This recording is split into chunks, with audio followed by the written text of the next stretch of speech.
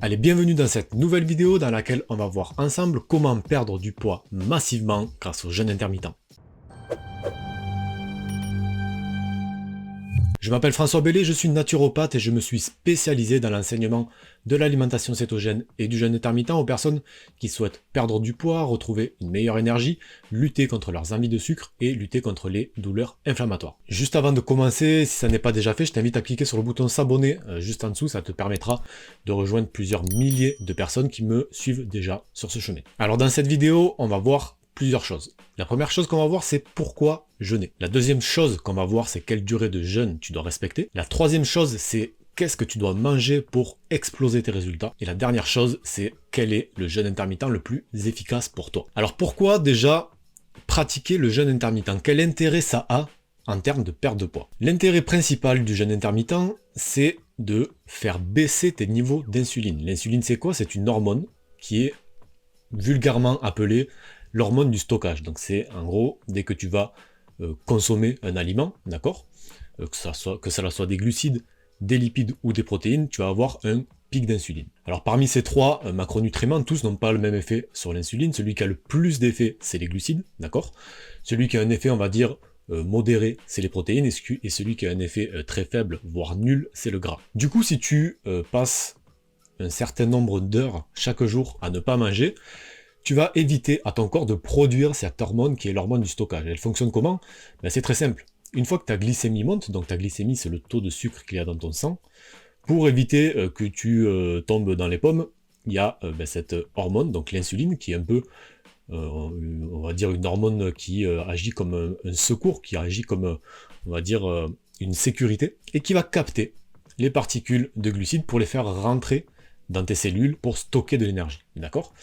Sauf que quand les quantités de sucre dans le sang sont trop élevées et que tes réserves énergétiques sont pleines, d'accord, que tes cellules ont de l'énergie pour fonctionner sur le moment, que tes muscles sont remplis d'énergie, donc sous forme de glycogène, idem pour ton foie, tout l'excès va être stocké dans des cellules adipeuses, donc transformé en gras et stocké dans les cellules adipeuses, et c'est ce qui fait qu'on a voilà, un petit peu de gras un petit peu partout sur notre corps. Donc le premier intérêt du jeûne intermittent, du moins de la période de jeûne, c'est de faire en sorte que cette hormone ne puisse pas stocker du gras. D'accord? Mais le second intérêt, c'est que le jeûne intermittent permet à une autre hormone de s'exprimer, on va dire un peu plus fortement, c'est l'hormone de croissance. L'hormone de croissance, elle a, entre autres, elle a deux particularités très importantes, c'est qu'elle favorise la libération du gras stocké, d'accord?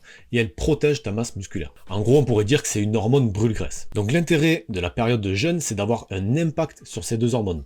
Donc réduire grandement la sécrétion de l'hormone du stockage, d'accord, donc qui nous évite de prendre du poids du coup, et augmenter la production d'hormones brûle-graisse qui vont favoriser bien sûr la perte de poids. Alors quelle durée de jeûne respecter pour pouvoir profiter de ces bienfaits? Alors quand on ne jeûne pas, on fait ce qu'on pourrait dire du 8-16, c'est-à-dire qu'on va jeûner 8 heures pour avoir une période d'alimentation sur environ 16 heures. En gros, tu passes, on va dire, je simplifie, mais ça, on pourrait, schématiquement c'est ça, tu passes 33% de ton temps en tant que brûle-graisse, d'accord, pendant que tu ne manges pas, et 67% de ton temps en mode stockage.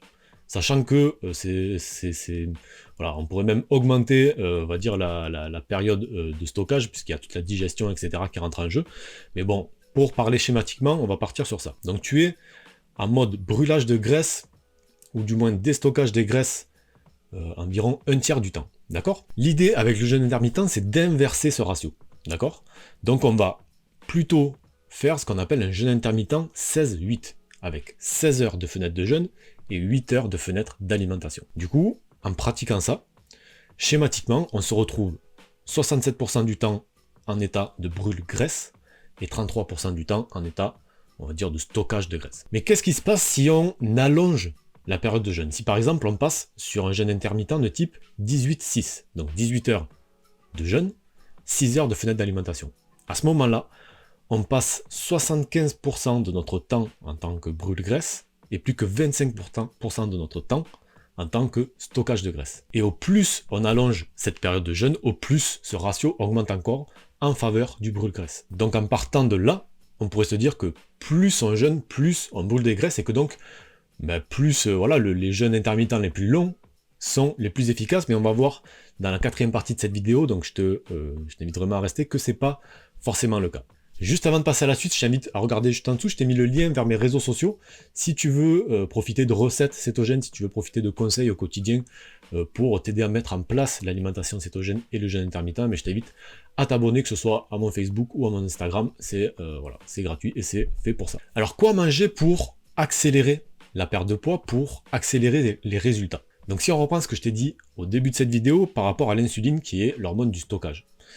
Les glucides sont et le macronutriment qui génère une sécrétion d'insuline la plus importante, suivie par les protéines et enfin les lipides qui ont quasiment aucun impact. Si tu veux augmenter tes résultats en jeûne intermittent, l'idée ça va être de réduire ta consommation d'aliments qui génèrent un gros pic d'insuline, et donc les glucides.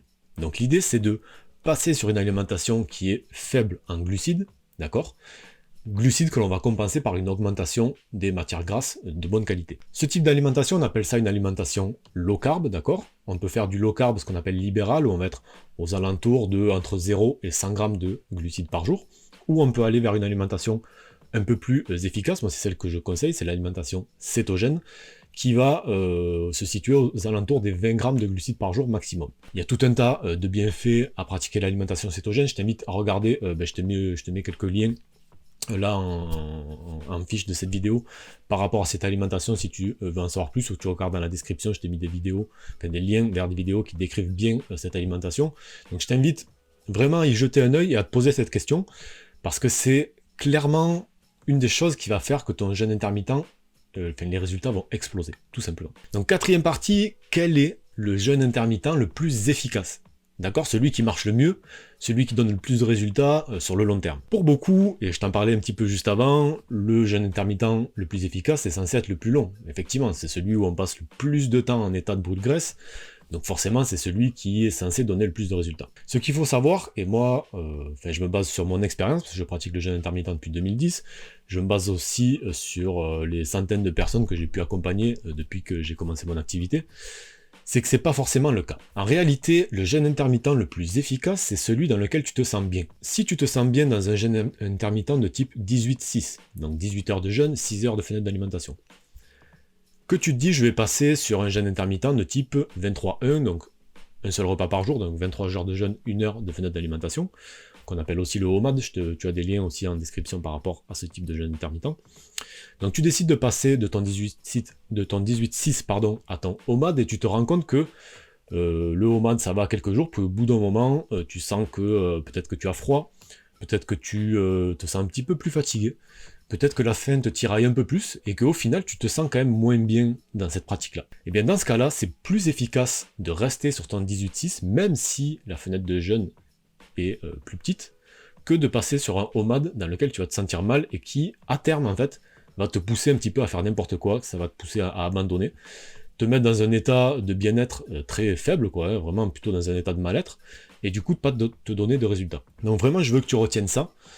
Il vaut mieux, tu auras plus de résultats en pratiquant, par exemple, un jeûne 18-6 dans lequel tu te sens parfaitement bien, qui est parfaitement intégré aux contraintes que tu as dans ta vie de tous les jours, plutôt que de pratiquer un jeûne plus long, comme un OMAD, mais qui va t'amener tout un tas de contraintes, qui va pas coller parfaitement à ton emploi du temps, qui va peut-être te faire te sentir à des moments dans la journée pas très bien, parce que tu le gères pas comme il faut, enfin tout un tas de choses comme ça qui font que tu t'y sens pas bien, d'accord? Donc vraiment c'est une règle à se rappeler, il n'y a pas de meilleur jeûne intermittent que l'autre, d'accord?